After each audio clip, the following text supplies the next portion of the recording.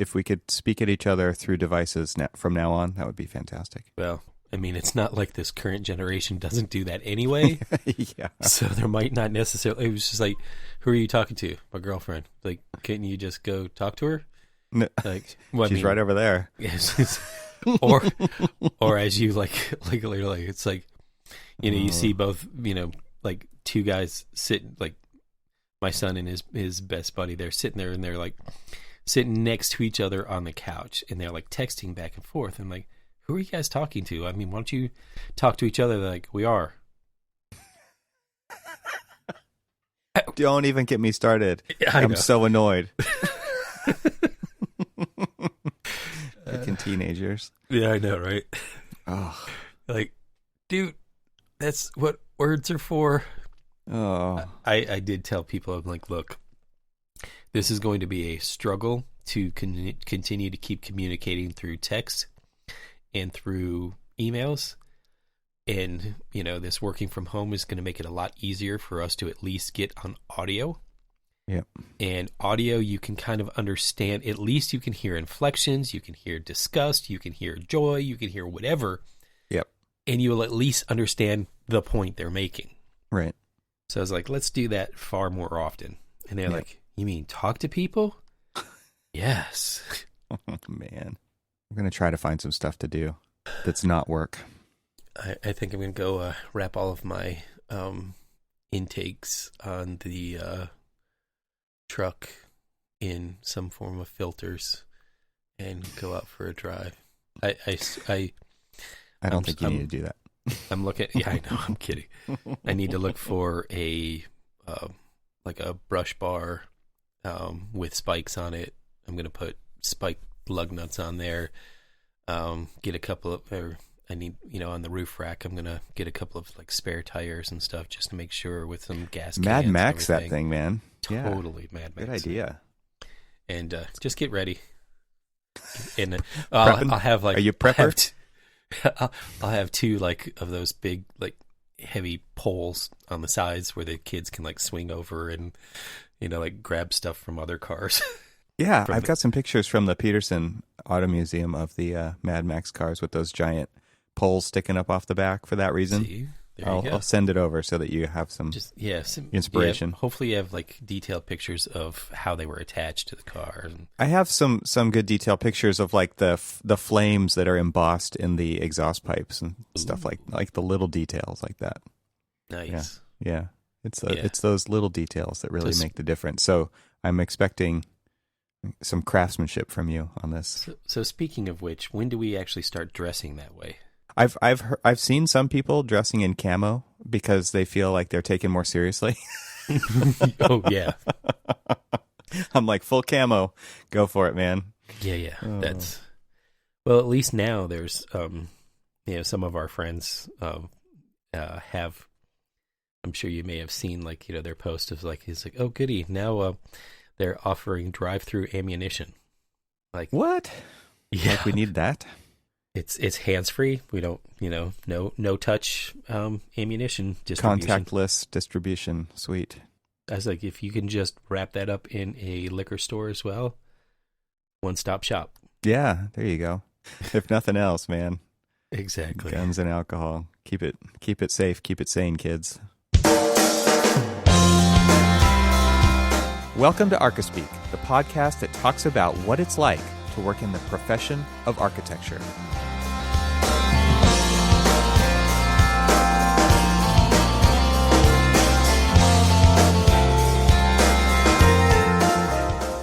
So, are you sheltering in place? We are. Actually, what's interesting is our county is leading the charge in, how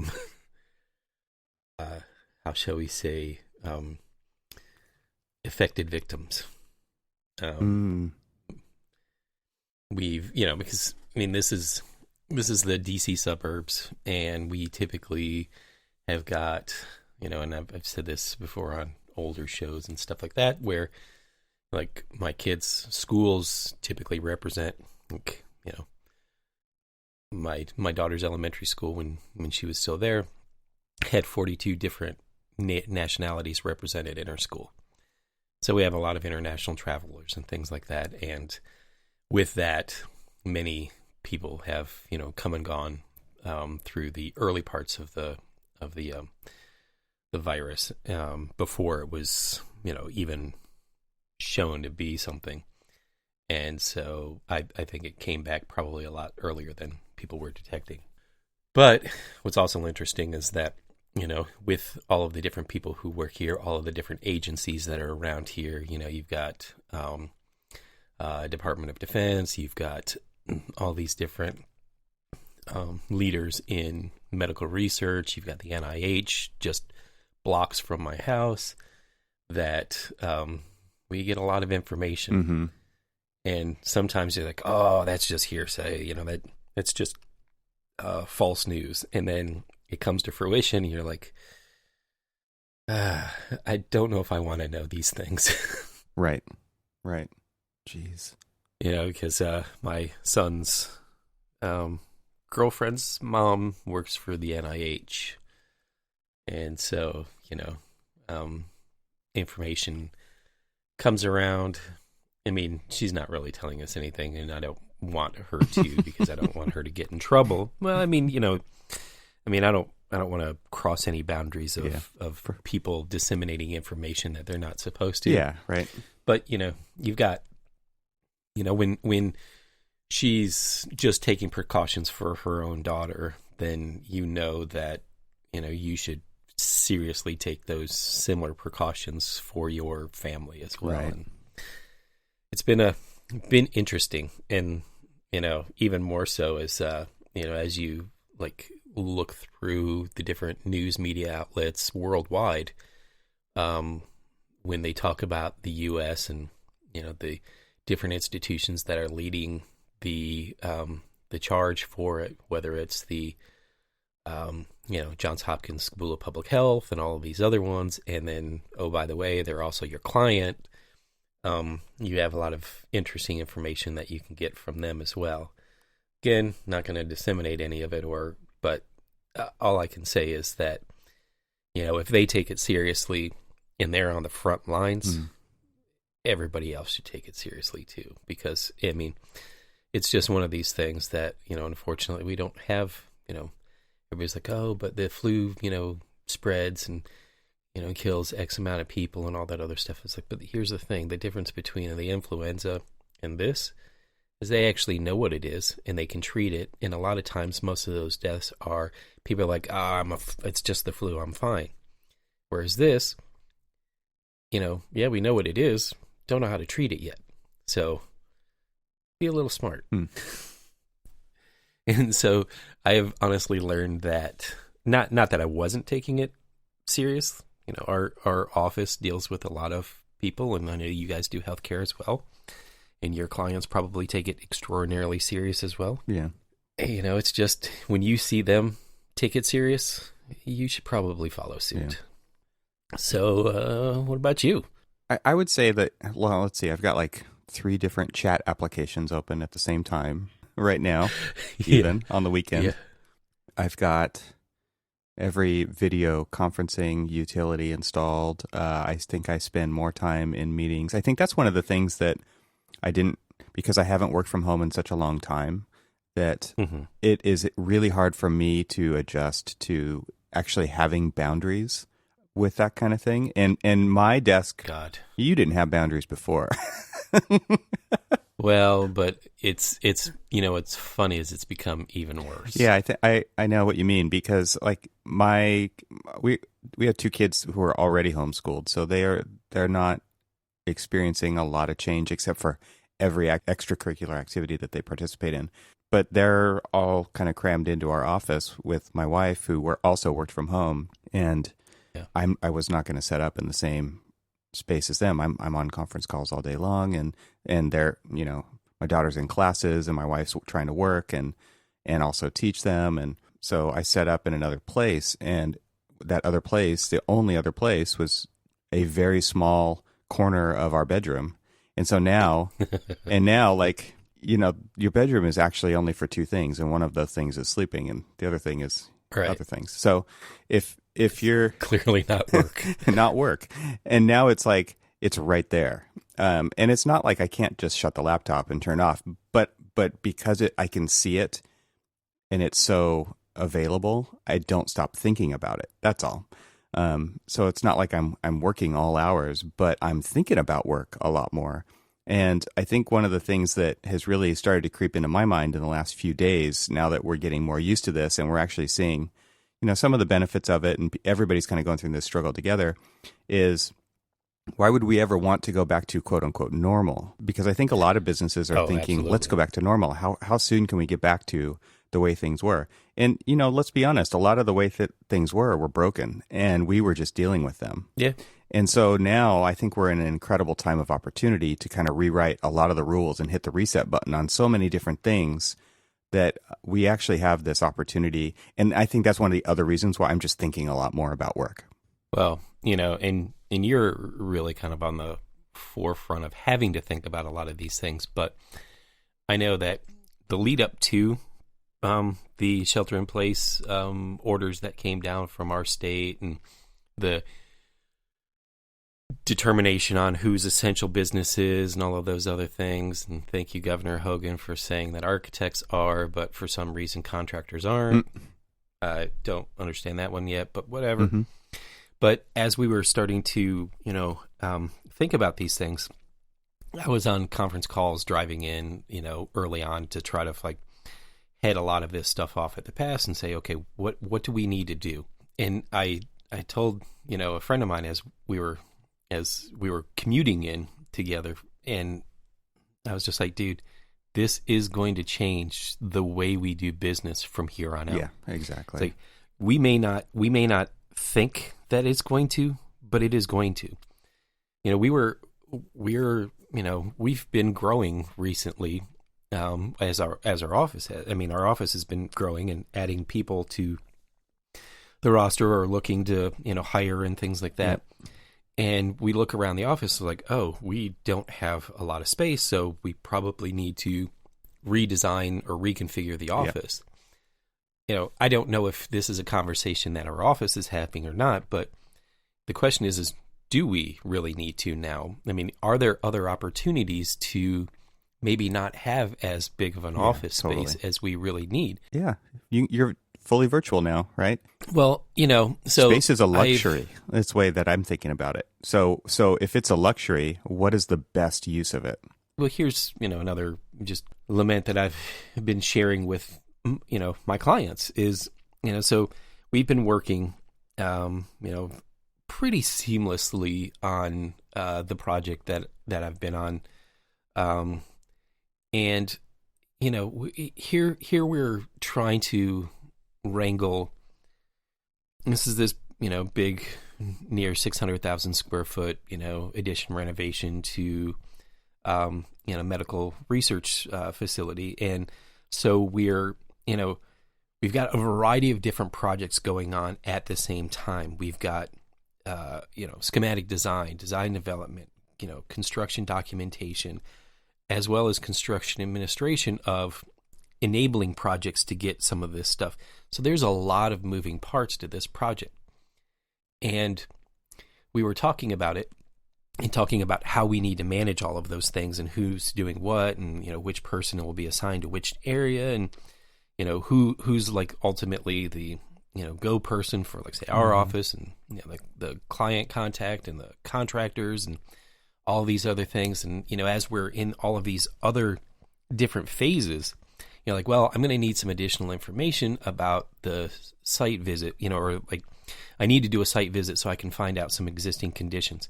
Well, we've got contractors and consultants who are coming in from different areas, and so their companies are looking at, we have travel bans, and at first it started off with only necessary travel. Well, then that started to basically taper down to no travel. Right. And so, we've got engineers in New York, we've got engineers in Boston, we've got engineers in Philadelphia, down in Virginia. And so we've got all of these different, engineers that need to get into the site. Well, how do you do that? And so, we're managing and talking about all these different things and thinking about it. And I'll go into kind of how we're doing some of those things in a little bit. But so as we're kind of ramping up this work from home, effort, I was talking to the client, and I, mistakenly log on to my computer when I wake up in the morning to go, make coffee and all that other stuff. And almost instantaneously, I start getting hit with phone calls. They're like, oh, Cormac's awake. Oh, yeah. And so it's phone calls and emails and, let's do a real quick Zoom chat and all of these other things. And so I commute 2 hours, sometimes 2 hours and 15 minutes a day, there and back. No more audiobooks for you, my friend. Well, that kind of sucks. It does suck. It's part of your mental health. Like it's the hygiene. Oh, it totally was. Well, we commented on it. And so those 2 hours that I was normally commuting and still doing the 8 hours in the office, so that's 10 hours of my day that now are literally dedicated to straight work. Yep. And sitting in a chair. Which I will say this, that, as we started ramping up, they said, take home whatever you guys need. And a lot of times people were like, oh, yeah, a chair is a key piece. And I was the only one. What? Who said, you know what? I had sat through my very first, because we were still going back and forth into the office early on. Yeah. And so I sat through my first conference, basically an all-day conference session, and I was sitting in our chair, our dining room chairs. Right, just a wood chair. My back was wrenched. Yeah, I could barely move after that. I'm like, yeah. One of my teammates was in the same boat, and I was like, "You take your chair home." It's like exactly. So I and she did. The next day, we were meeting up to talk about, again, these efforts of the shifts of the team, because, I've got one of the larger teams assembled for a per project, team, and so I wanted to go in with principal in charge and all these other ones to sit down and talk with them about like all of our next steps and stuff.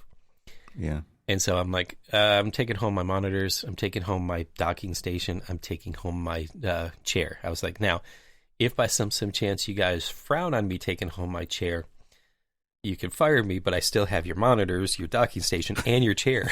So your choice. I'm sitting on a yoga ball because I actually have other chairs around here, but I find it to be a pretty good chair to sit on. It's not uncomfortable. It forces me to kind of move around and not get not slouching. You can't slouch on a yoga ball, which is good for me because like my gym's closed. I can't do anything that except go for walks now that I could do before. And I think that was also part of my normal mental and physical hygiene / sanity, right? Was going to the climbing gym on the way home from work 2 or 3 times a week. And now I can't do that. So I get a little tiny slice of physical activity between the yoga ball and my hangboard and some lunchtime walks, and that's it. Amazing. I mean, it is really kind of. And again, I think that's why I'm thinking about work so much, is because I'm not. It's very hard to disconnect. Even on a walk, your mind just goes and goes and goes, right? It's one of those things where a walk is a great place to figure things out. Yeah. But it's not a great place to really disconnect unless you really try and you look up at the sky, look up at the trees. But a lot of times you're kind of looking down at the sidewalk and because your mind, it's like the Tesla, right? It's looking at the road because that's what matters when it's doing its self-drive. That's me on autopilot, right? As my eyes are gazing at the sidewalk while my mind is racing. Totally. Yeah, yesterday I think we were on marathon calls, and what's interesting about all these things is everybody's just like you've seen all of these memes come out. It's just like most commonly used terms during conference calls. It's just like the bingo. Sorry, I'm late. Yeah, exactly. It's sorry, I'm late. Am I? You're on mute. Exactly, and all of this other stuff. And most of the time, like yesterday was amazing. It's just like, guys, I'm on the phone. I just want to let you know that I'm not gonna. You're gonna hear some stuff in the background. I'm actually on 2 different other conference calls and chats at the same time. Now, the person that we were talking to, she needed to be on all of those because of the position that she holds and what's going on in the world and she's a part of all of that. Wow. Jeez. So she had to, but she also wants to know, hey, by the way, I have this, this big project going on that I also want to ensure is moving along at the rate that, because, thankfully, and let's just cross our fingers and knock on wood and all these other things that it'll continue to keep moving. But we are continuing to move. And unfortunately that we've heard from friends of ours, I'm sure, throughout the country at least, that, a lot of people are, starting to become afraid of the economy. And so they're starting to halt projects and things like that. And right. And it's clearly becoming extraordinarily worrisome, on what our future is. And I think, the 2008 recession will pale in comparison to what ultimately ends up here if, we're not able to get back into work and things like that. Because, we literally can't even go out to go shopping because stores are closed. Restaurants are closed. Right. All these different things. Everything's a ghost town. Yeah. And so, but what was interesting is just like everybody's just, like dealing with this in a very dynamic and almost fluid way. The constant used word is, this is a fluid situation and we will let you, just stay tuned. And so, that's what we always continue to stress with our contractors, our consultants, and everybody else is like, look, we will get, you're looking for information from our client. Well, our client's primary, their primary focus right now, yes, they want this project to continue to move forward, but specifically, the Hopkins project they've got other things to worry about. Right. And they are not worried. They are worried about this project, but bigger picture, guys. Yeah. And so let's do what we can do. Let's just continue to keep coordinating between ourselves and get as much of this as we can get going.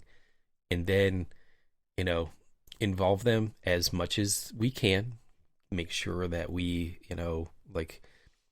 keep them informed and be as transparent as possible about any questions or concerns or anything else. And they will get back to us when they can get back to us. Yeah.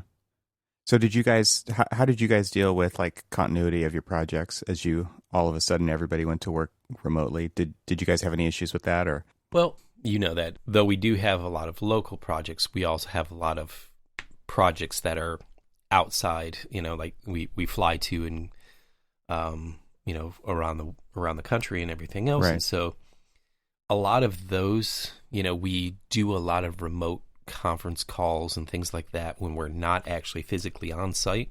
And so we've already had a mechanism in place with all of our clients to be able to do a lot of remote meetings. Yeah. And so I think more so us than a lot of people that I've talked to, we were already set up to handle, a switch to remote. The biggest switch for us was our equipment, our network capabilities, and shifting from, being basically hardwired in when we were in the office to everybody switching to wireless networking. And how is our network going to be able to handle that? Switching all of our models and stuff from, basically server based to, BIM 360 and making sure that Right. was, working and up to snuff for us. And honestly, switching from, we had X amount of licenses for BIM 360 to now expanding to the entire office. So there was an expenditure that, we weren't really Unexpected. expecting. Exactly. Yeah.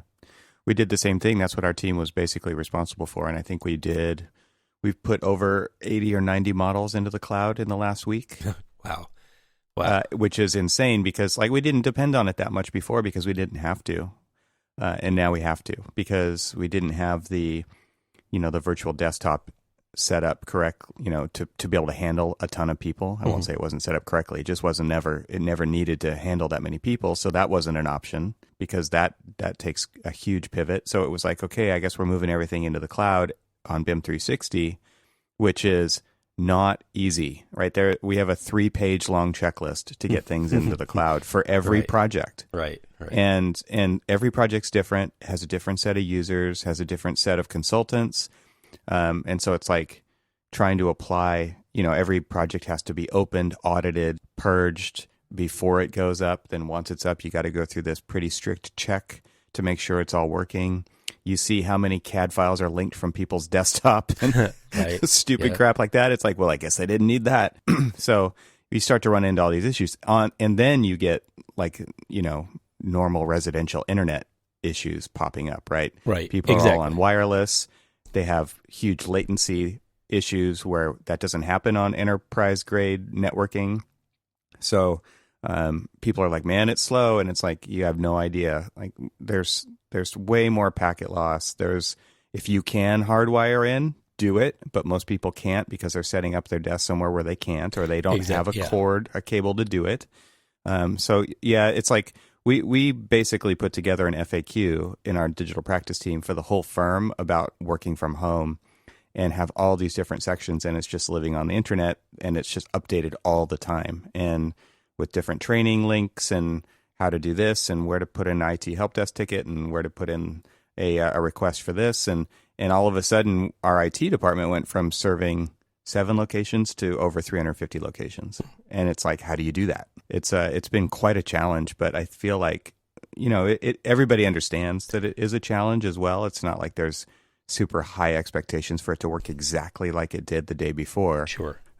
But at the same time, it's like we want to keep this as continuous of a process as it can be and not have downtime, not experience downtime. But, everybody also knows that it's kind of obvious there's going to be or has been. How have you dealt with like your network security and things like that? One of the nice things about being on BIM 360 is you're not on our network. So it's all done through your credentials. But if somebody does have to get in, we have the VPN. And that is one of the biggest issues is that when people are working from home and they're on their networks and like there's a lot more security issues that could happen. So luckily we had a bunch of that stuff set up already. So do you just do straight VPN type connections, or so we switched from doing our normal like VPN login to what is called Global Protect, and what that immediately does is connects us.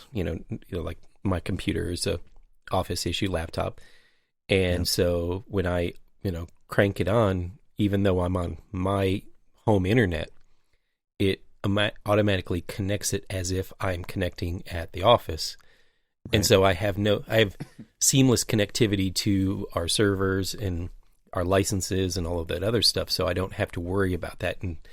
And because I'm, literally one of the only people that are actually using my internet, I've actually found that I'm faster at, at work. At home than I was at work.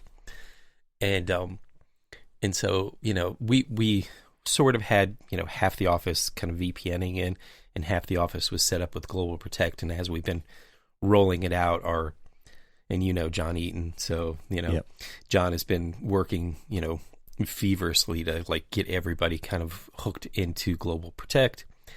And it's increased our productivity because we don't have the lags that we were experiencing when we were just doing straight VPN. Because we had people who were having, and while we were talking, I did a speed test on my internet, and I have a download speed of 201 megabits per second, which is amazing.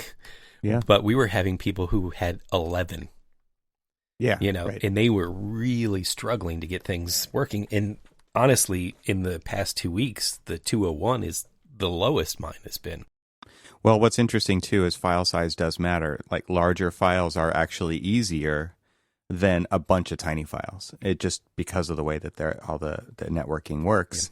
Yeah. Sending a bunch of small files is much harder on the network. And so and then there's different applications that have different levels of chattiness, right? So like Revit's pretty chatty. So it's always communicating syncs and, elements and what changed. And then there's other apps that are not chatty at all. The chattier ones make things go slower, and that also increases the risk of issues popping up. So There's so many things going on that people are just not aware of. Like they're just expected to work, right? The other issue is you've got someone in the other room streaming Netflix all day long. Yeah. So Yes. that doesn't help. We have a huge pipe in our Ontario office that, I think what our IT director Jason is saying is that it's never gone over. We've never used more than 25% of the capacity since everybody's been working remotely. Wow. So there's plenty of bandwidth to get into the servers, which is good. But that's just because we have an enormous connection there. So we're routing all of our traffic through there. And when that happens, it really starts to put the burden on the home networking equipment.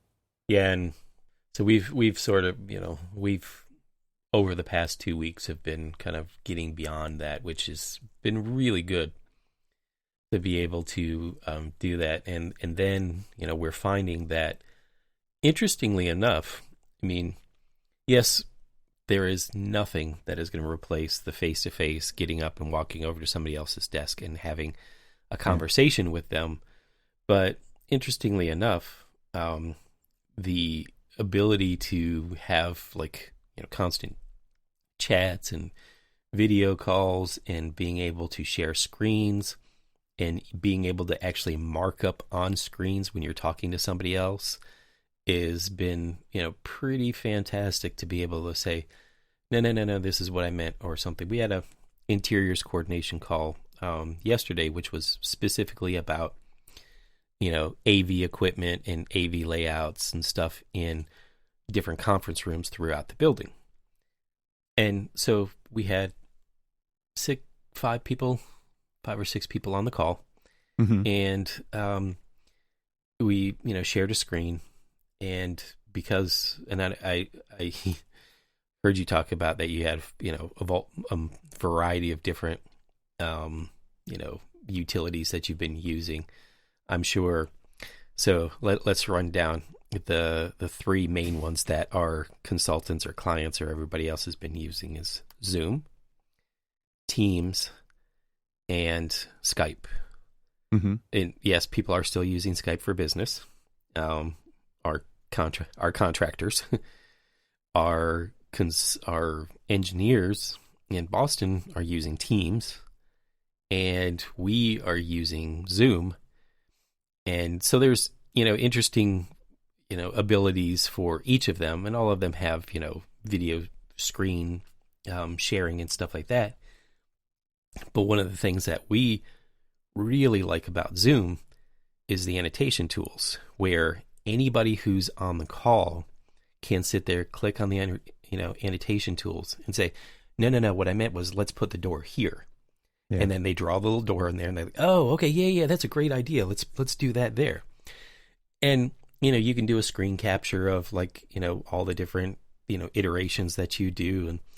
And yes, it looks literally like at the end of one of the calls that we, or we were going over just one room, and that one room looked like a typical piece of trace paper when you've got so many different people adding ideas onto it, and it's so layered up with this user's magenta, this user's green, this user's yellow, and so there's this rainbow of markups all over this thing, and you're like, yeah, that's exactly what we want to do. And you add notes and you add all of this other stuff, and the person who was hosting, she was doing her markups in Bluebeam because she was hosting the Bluebeam session.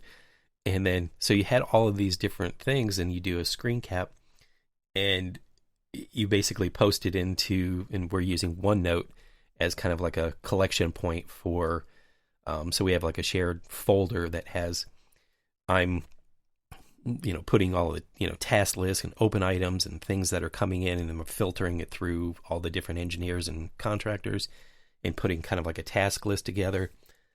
And, we have open items, and then we have hey, we just had this call, and here's the images, that we had just talked about. If anybody has anything differently or they want to add meeting minutes to that, do that. And surprisingly enough, the communication has been pretty damn good. Yeah. I'm envious of the markup tools. We don't have those because we're using Teams. Zoom, man. Zoom is, to me, and they're just like, everybody asks us, why we chose Zoom over the more native Microsoft stuff, especially since everybody's using Outlook to schedule meetings and things like that, and you get your plug-in for Zoom. But honestly, I will preach, when I shifted from just doing my normal, like marking up things and stuff like that in Adobe, doing one of the Adobe tools when I was opening up PDFs, and it was really laborious to do your like really good markups in Adobe. So you'd always you'd print them out, and you'd mark them up, and then you'd scan them. Right. You'd scan them, make a PDF, and then put them back into the system. And then when Bluebeam came around and I started using that more and more, I was just like, how did I survive without this tool? And we've done, again, now this my 5th year at this office, and doing a lot more video conferencing.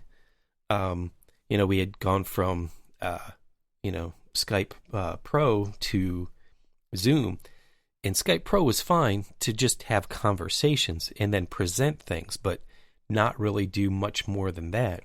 Yeah. To being able to now literally mark up on the screen and, continue to keep having those like really dynamic conversations going. Yeah. Now I'm just preaching, it's like Zoom.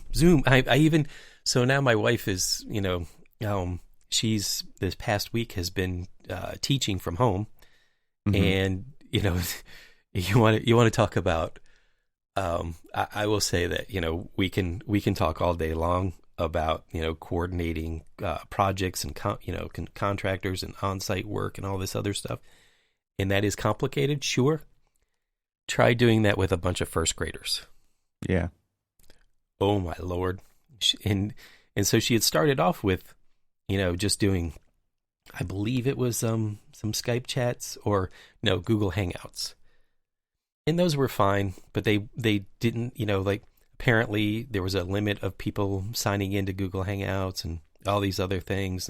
And so I just showed her, I was like, look, use Zoom. And I showed her because she's seen it, me doing it all day long and all day long. Yeah. And she's just like, that looks really easy. I'm like, it is. And so she did it. And, now she's sold on it as well. And I was like, it's a good tool to be able to do a lot more interacting. And you can see more than 4 people on the screen at the same time. And you can see more than 4 people at a time. Although most of us, because we're, have either refused to shave or comb our hair or change our clothes, we decide, maybe video chatting is not the way to go. Oh man, I feel like you have to. So we do when we're doing like inter office calls. We definitely do video chatting. Because we don't care. It's just like, hey, are you day drinking? No. That's just behind me. It's just where I set up my calls. Like, all right. It's the only place I could set up my home office. Exactly. It's right next to my home bar. Right. Priorities. But I will say this, and I hope you guys have not experienced this, but I experienced several times where I have been welcomed into other people's bathrooms. I heard about this. Oh, my Lord. So we're sitting there, we're having a phone call, we're having this phone call. We've got 30 plus people actually on this call. It is a owner, architect, contractor call. We've got subcontractors. We've got, like countless people from the owner side of things, countless people from the architect engineer side of things, and then, tons of people on the contractor side. And we're all sitting there, and, most of the time we always like, just if you're not talking and you've got a lot of background noise, make sure that you mute your phone so that people can hear. And that's a constant that we're going to continue to say is, mute your phones when you're not talking, because of the background noise. So then we hear rushing water. Now, we all knew what it was, but we were trying to ignore it and continue to move on. And you could hear people were kind of like, the people who were talking kept stopping because they were almost, am I really hearing this? Why am I hearing this? Why hasn't this person muted their damn phone? Why haven't they realized anything? And then, la, la, la, and then flush. And the first time it happened, we just all died. I mean, we were laughing our ass off. Oh, dude, somebody, I just heard a story about somebody who, they had the video going. Yeah, actually, so one of the guys from our office, he posted it on,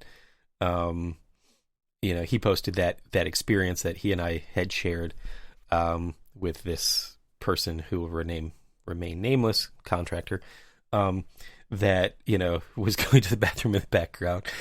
And I was just like, thank goodness it wasn't a video call. And sure enough, this guy's wife, had sent me a link of a lady who was on a video call with everybody else and, went into the bathroom on a video call. And you're like, wow. You hope that people are like yelling to her, such and such, please, get off of, we see what's going on. Please stop doing that. I didn't hear anybody like yelling to her, hey, we're, doing this in enough time for her to react to not drop trowel and go to the bathroom in front of everybody. We're like, oh, I feel so bad for her. So we did have a full-on Michael Scott moment from The Office. Oh, no.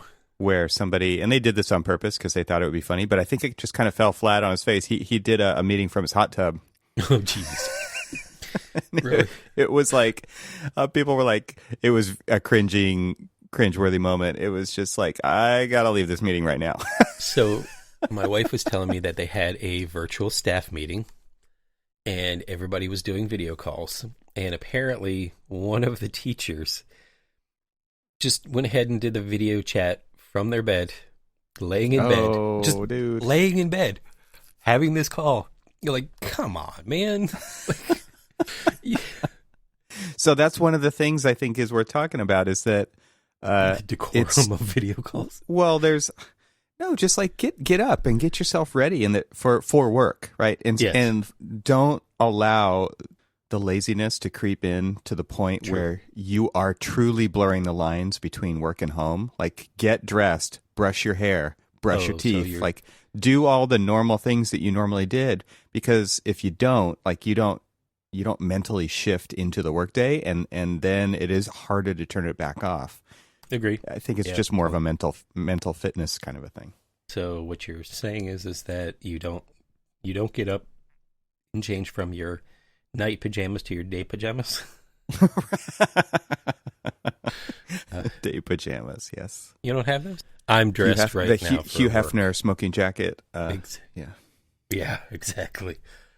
But wow, I mean, it is. So I jokingly, it's, yes, it's me who typically does this, like, starts all of our meetings off. It's like, thank you everybody for, showing up. I appreciate, your time. Hopefully everybody's had a chance to go to the bathroom and knows where their mute buttons are. That's just like it's my instant intro spiel. It totally is. And people are just like, yeah, Cormac, we know now. Just like, do it. In this one guy who was the person we had experienced his bathroom break, he gets kind of incredulous because, we know where it is. And like, and then I literally like have twice on this. He's like, do you? And then you'll hear like snickers in the background. Cause the problem is that when you're doing these calls, it pops up with who's actually making the noise in the background. Oh yeah. And so when you see that guy in the background, his mic is hot and running, literally running. You're like, right. You were the one, dude. You're getting so pissed off that I keep saying this, but you are the one who needs to figure out where the mute button is. Yes. I love it. But, nobody's called him out yet. Hopefully, like, maybe their office people have at least reached out to him and said, but then I've also found, I've been working at the dining room table, which, much to the chagrin of my daughter, who normally works at the dining room table with all of her crafts. And we never really actually get to use our dining room table because it's filled with glitter and glue and clay and paper trimmings and all this other stuff. So I've been working there, and we have a bird clock, and that bird clock on the hour, every hour, goes off, and it's loud. And, lovely during the day when you're not on a conference call, but so most of the time when I'm talking, it's usually at the hour, at the top of the hour, and it goes off. And then my cat has been, voicing his opinion in the middle of these meetings, and he's loud. He's like, dude, normally throughout the day, I'm the only one here, and I like it that way. And so he walks around, basically he'll look at us and meow at us like, get out. I don't want you here. And so he will meow so loudly that people are like, hi, Cormac's cat. Oh, sorry. But, but you'll hear, so we've had people who apparently live on a farm and have roosters, and you hear them in the background. And so during our normal contractor meetings, you will hear roosters in the background crowing, which is awesome. You'll hear people's dogs and cats and kids. And normally, at the same time, my wife does her teaching at the exact same time, every day because of the routines that she wants to keep up with her class. And so she'll be in one room, trying to teach to, a virtual room of kids, and you can kind of hear her in the background. And so you'll hear every once in a while people will be like, oh, it's class time. That's why I had to be in another room. Yeah. Well, I think you guys are in a tiny house, though. We're in a tiny house. Literally. I had, I wanted to move everything initially down into the basement and set it up there, but I was worried about connectivity. But since it is a smaller house, I don't think I've really got that worry. And so this weekend I'm going to go ahead and move myself downstairs, because then most people are the kids they haven't started their virtual world of classrooms yet. They're actually going to be starting on Monday. And so they're going to need to get up and move around and have a place to set up to do their their classes and all that other stuff. And so yeah, are they on spring break right now? Still? Well, so they didn't. We had closed schools for 2 weeks, and so it was really for the one for the state and also the school system to kind of assess where they're at, what they need to do. And so they said these 2 weeks are just going to be 2 weeks that we lose. Which, my son was okay with because he had to take the SAT during the middle of that. And so now he's got some, more time, or at least we say, now you have more prep time. He's like, uh-huh.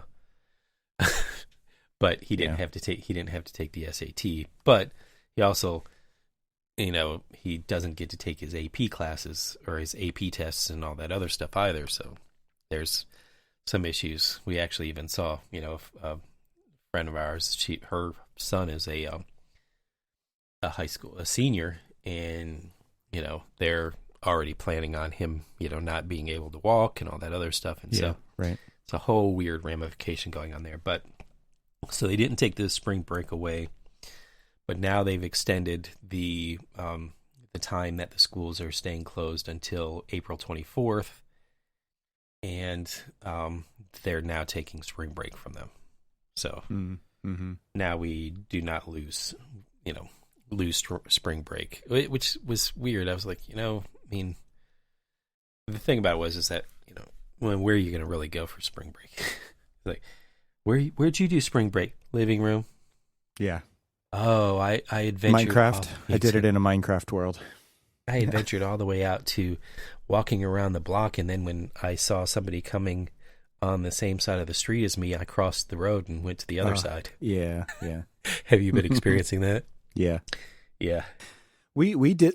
We actually just did that because we were out on a lunchtime walk, and there's people just kind of hanging out on the sidewalk, and they have a stroller and a baby, and it's just more out of respect for them and their space than anything. Like I don't want to get anybody upset or feel like they were imposed upon. But it's kind of one of those things you just kind of have to feel it out and figure out what works and what people are okay with and what they're not, and kind of feel like it's going to be different all the time depending on who they are and what they're scared of. And have you been to like the grocery stores? Obviously, we went.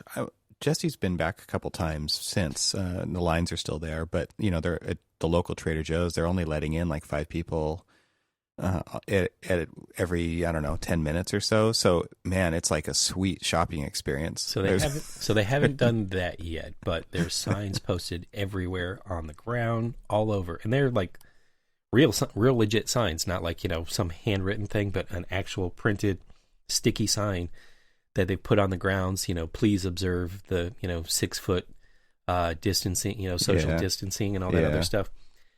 She did say there was tape on the floor one time that she went back to kind of help guide people. I normally go at like between 5 and 5:30 a.m. when like nobody's there, which surprisingly enough recently, but unfortunately there ain't nothing there in the store either. The meat aisles, it's weird. Everything. Yeah. I will tell you this. This is an interesting perspective that I had not thought about. We were in, and like I said, there's like so many different nationalities around our area. So we've got people from all over the world living in our small little area. And so you can never really assume if anybody speaks English because they're from everywhere. And so we were, when this first chaos started and people were clearing out all of the stores, and then the kind of shelter in place quarantine, self quarantining, social distancing order came down from our governor. There was a mad rush to obviously go in and basically buy everything in the store up. Everything in the store up. Yep. And so I'm walking through the aisle that has the bacon and sausage and eggs and things like that on one side, and then on the other side of this aisle is all of the coffee. And usually my wife and I, as we're walking through the coffee trying to look for it, we were like coffee, the line out of Moscow on the Hudson, where Robin Williams is a defector from Soviet Russia, and he's usually waiting in lines to get like a little teeny bag of coffee for like a month, and he comes to America and he sees like this whole big aisle filled with coffee, and he's just like absolutely freaking out over it, and he kind of like, he's so overwhelmed by the choices that he sees in America that he like passes out. He's like coffee, and then passes out. Okay. And so we always jokingly say that. And so we're standing in the aisle, and I've passed this lady a couple times, in some of the other aisles. And so we're standing in the aisle, and she's, probably 5-10 years older than me. And so she's walking past, and, every time I, make eye contact with everybody in the store, because it's like a completely empty store, and, me being me, I always make like little smart ass comments or something like that.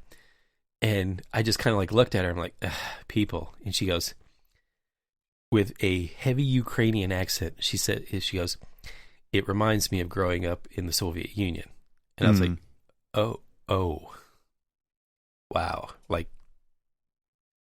that's a perspective that I never, assumed that I was going to, have. Right. I'm like, wow. And then, we started talking about like, other, went on a slightly more diverse, political tangent about people without and all that other stuff. But it was interesting to like say, so this is how we're acting. We literally are like, and my wife's like so angered. She goes into a store just to look for, she came out with a 4-pack of toilet paper a week and a half ago. And that's literally the only toilet paper we had in ours because it's been so cleaned out that she's like, we need to go for a drive. And if we, today, and let's like drive into the middle of nowhere and see if we can find a grocery store in, the sticks that might actually have toilet paper because we're running crazy. low on some things. So just go to your neighbors and ask them because I bet they've got them. Well, so what was angered, when she finally found that 4-pack, this lady had, like her whole cart was completely filled with toilet paper. And my wife's like looking at her like, really, lady? Can't you just like, and then there was like another guy that was in there with their kids, and there was two little, so she had like the big multi-pack rolls, like the 16, 24-pack rolls. The giant bundle. And so hers was like completely filled with those. And she said there was literally 2 4-roll packs left on the entire shelves. And she walked up, and at roughly around the same time, this guy walked up and had his kid with him. And, my wife could have easily, she walked up first, and she could have easily like taken both rolls and said, suck it. Mm-hmm. She left one. Actually, she picked up both of them, saw the guy coming, put one back, and then, just said, last one's there for you, and just kept going. So, I mean, it has been very interesting to see the reactions. I mean, both good and bad. People are stepping up to help people, making sure that, like some of your older neighbors are taken care of and all that other stuff. But then there's this weird little, like, end of world savagery that people are going through. Yeah, it's that's frightening to see that behavior for sure. We went around to all of our neighbors a week ago, maybe last weekend, and it was interesting because we just basically took it as an opportunity to say, hey, if you need anything, let us know. Like anything, whether that means you need somebody to watch your kids. Like we're already homeschooling, and this was before everybody was kind of at home anyway. It was just like, things are changing quickly. If you need to run to the store and you can't take a kid, or if you just need a roll of toilet paper, just come ask. Right. And it was interesting to see or hear and watch how people responded to that. Some of our neighbors who we had never met before were just like, oh, cool, you too, definitely. If you have anything, come and ask us. And then there was other ones who were like, okay, thanks, bye, right? And then there was other ones who were like, how can I help you? And like would not open the door, right? So it's the full gamut of responses that you could probably expect from a very small sampling, from a radius within, a couple blocks of our house. It was just like all over the map for the reaction type. And I think that's kind of what you're seeing manifest in the stores too, right? There's people who are like, I'm just going to take what I need right now. And there's other ones who are like, I'm going to take what I need for the next 2 years. Right. Exactly. It's just like, we're not, you're not restocking your bomb shelter. You're getting toilet paper, just do your normal shopping. I mean, that's what I try to do is just do your normal shopping.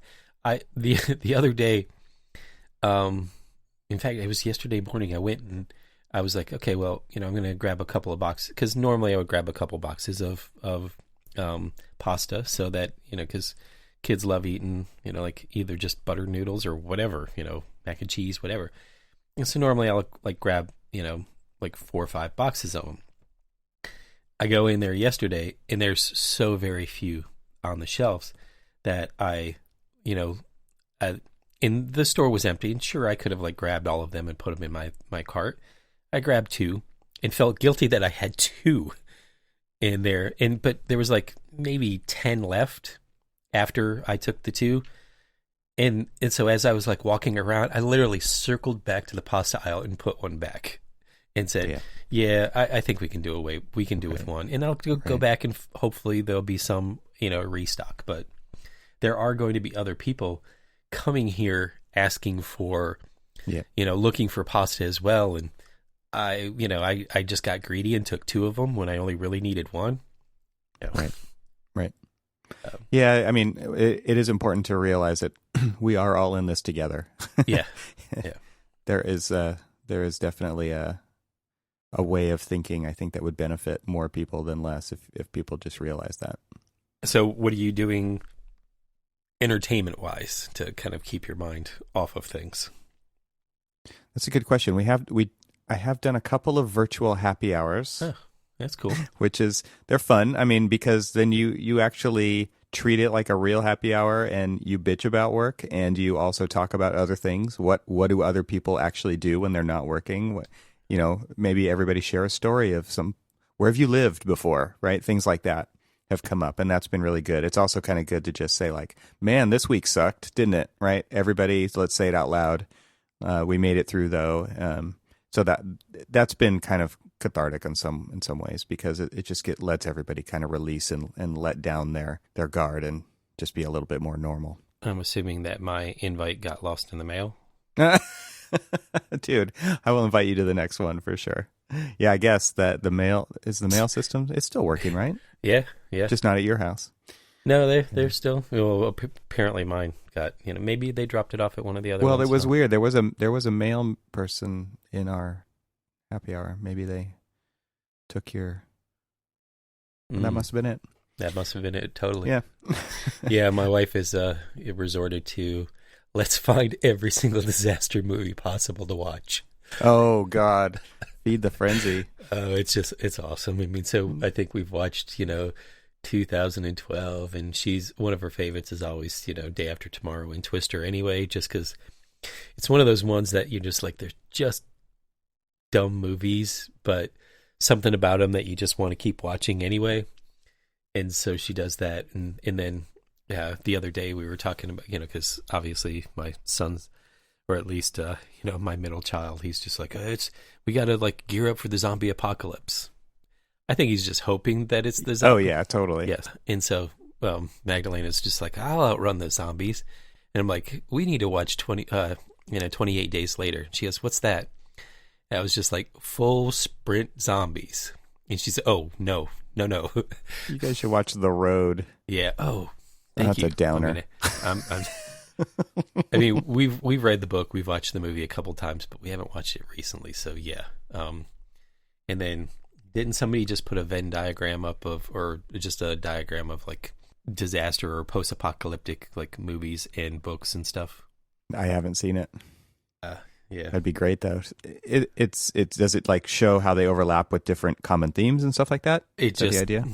It shows all of these different things, and then in the center it says your current situation. Oh, gotcha. Yeah. You should definitely add San Andreas to the list too, if you guys haven't seen that. That's a fun one. Yeah, I saw that one. I have Welcome to California. Yeah.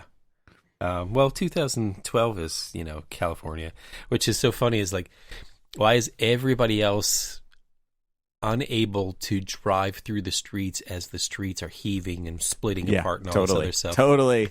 But, John Cusack in a limousine can like jump all of these big caverns and all of this other stuff. I'm like, you know what? If things do go south, I'm finding John Cusack. I need him to help me through this. He can do anything. Yeah, we watched a movie on we watched some really, really old movie last night called My Father Was I don't know, some football term that I don't know. Doesn't matter. It was like from the 30s or something, because we had Grandpa over last night. And I've noticed the Netflix is very slow. I don't know if you've noticed this, but even the interface on the Apple TV for Netflix is super slow, and I can only imagine it's because it's all being pushed out from the server, and it's just being nailed. So Disney Plus seems to be just fine. Amazon Prime seemed to be just fine. I don't know what the deal is. I haven't had any issues with Netflix because I was constantly bombarded with people telling me, dude, you need to watch Tiger King. And so my wife and I decided to start watching that yesterday, and we kept looking at ourselves like, why the hell are we watching this? And then it was like a car crash where you're like, I can't stop watching this. Oh really? I haven't played that. I did see it on there, but you could do yourself a favor and watch it a little bit, and then so it's to a point where you're like, okay, I really want to shut this off. I'm done with this. I don't want to watch anymore, but I just can't. You're like, I got to find out what happens. Does this person do this and that and stuff? it is it is a world that apparently we have just never been privy to, and now we've been welcomed into their world and wish that we hadn't been. Wow. Well, our thing is, and has been for quite a while now, since pre COVID-19 as well, was the Great British Baking Show. Every episode that can be found, my wife and I must watch, and her more than me for sure. But that's our escape from reality, and it is a good one. It has inspired her to bake. She actually now has a notebook of ideas, and she made some biscotti last night. So it's turning out to work in my favor. You have my address. You can. Apparently mailman might get that too. Apparently you don't. No, Magdalena's big on all of the baking shows and stuff, and she so both my wife and my middle child have both celebrated quarantine birthdays. So like I was able to score a really big fat T-bone steak for him. Mm-hmm. And so it like literally like it was cobbled together like, what food do you want? And so he had T-bone steaks and mozzarella sticks was his birthday dinner. Like, happy birthday. and then there was like we had to go to 3 different stores to find and cobble together fixings for a cake. And so Magdalena, she's because she's the big baker, loves to watch all the shows and stuff, she made him a cake. She's ever since she I think turned like 7, she's always wanted to, and now that she's 12, she's always wanted to do everybody's birthday and make the birthday cake. And so she went from doing the box cakes to just like actually making from scratch cakes, and she's gotten really good at it. And so this was actually one of the best ones she's made, and it was just basically from like cobbled food from this store and that store and this store and that store. And the only thing that she didn't feel like doing was frosting, which apparently is a high necessary item in the apocalypse. Everybody like stole. There was not one lick of frosting. Oh man, you can make frosting.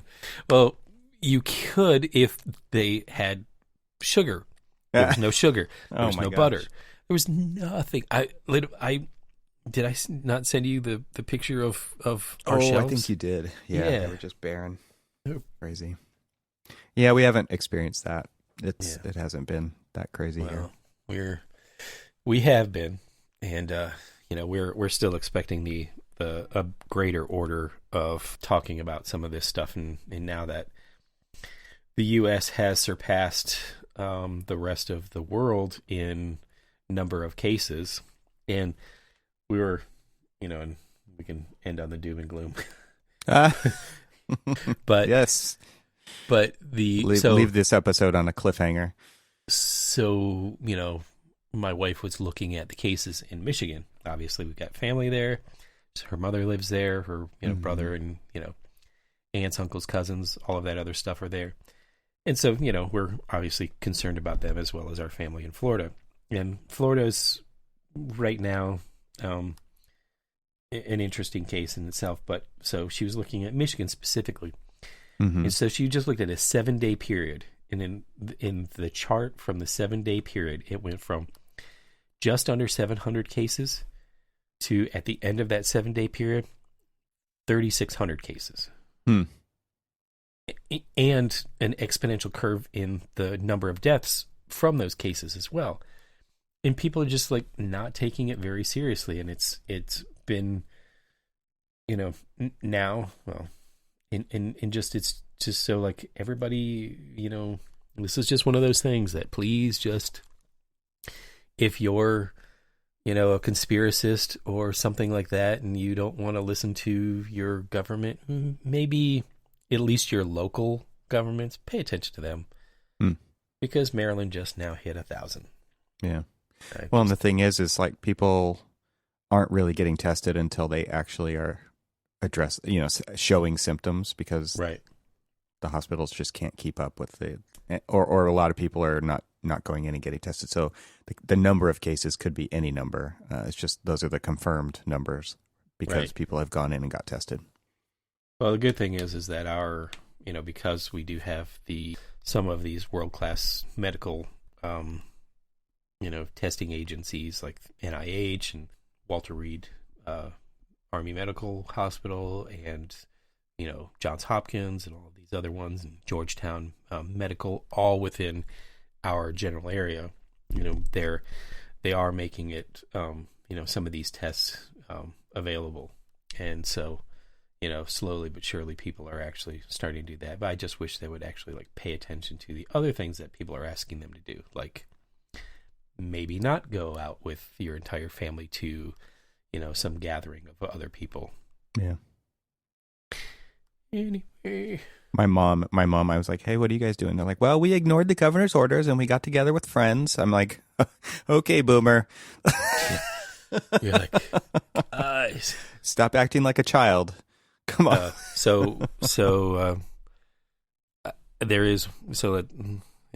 talk about this a little bit differently, though. So now, the boomer is an interesting one. So, the boomer generation happened, obviously, as people were returning from World War II. And so there was the baby boomer generation and stuff like that. So right. Are we expecting the quarantine babies? Yeah, totally. Seen that come up a couple times now. Whatever quarantine, or we can start calling them a virus. The virus Quarantennials. Quarantennials. There you go. I think that's how we should. That's the title right there. Quarantennials. Done. All right. Till next time. Yes, absolutely. To be continued.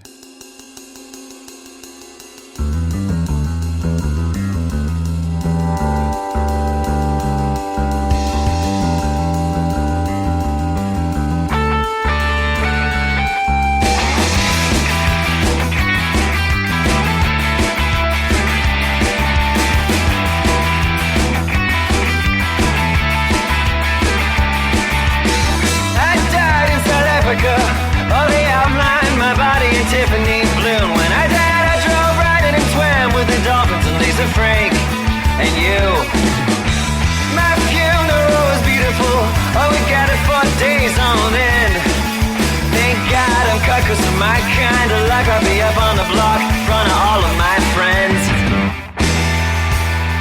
This is what you get. This is what you get.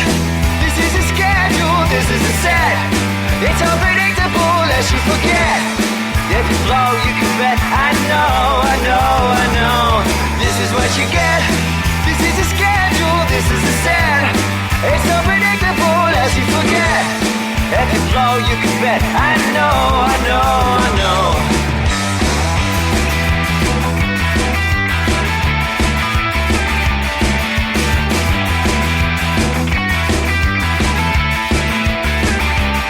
The flow makes footprints from the pipe to the table, to the top, to the basement. Blow by blow, kinds of steel, very real, very block, but it's still very rock body. Paper, scissors, sister, preach deep. Open the rage passes and abs. Back jumps on pages after still the rage is a new tool and a toy for. And this is what you get. This is what you get. This is a schedule, this is a set. It's unpredictable lest you forget. If you blow, you can bet. I know. This is what you get. This is a schedule, this is a set. It's unpredictable as you forget. If you blow, you can bet. I know.